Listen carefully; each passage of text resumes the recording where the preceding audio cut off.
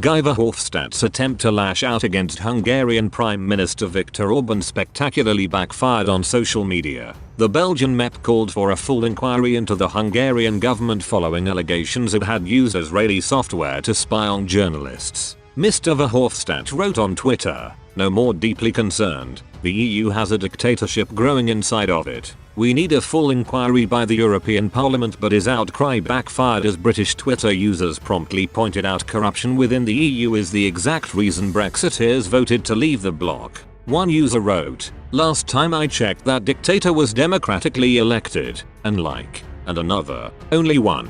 Guy, the whole EU project was a dictatorship in recent years. Quite why we chose to leave, and others will surely follow." Someone else added, "Sometimes Guy, you let the light in.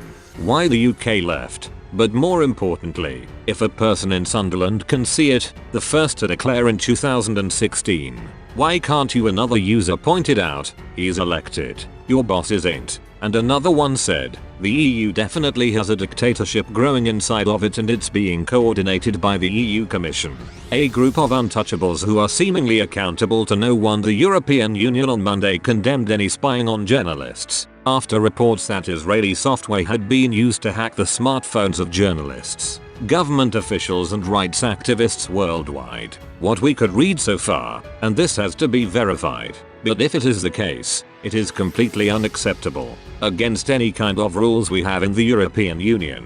European Commission President Ursula von der Leyen said during a visit to Prague, "Freedom of media, free press is one of the core values of the EU.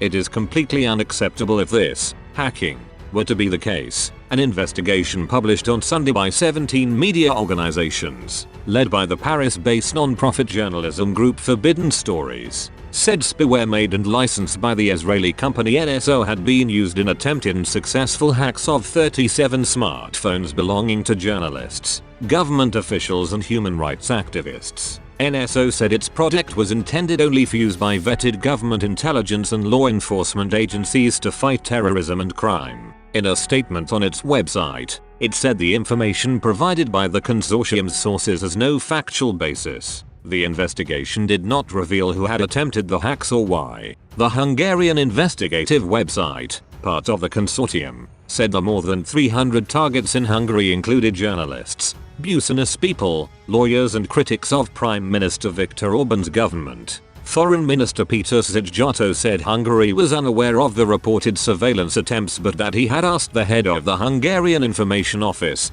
a secret service under his supervision, to investigate.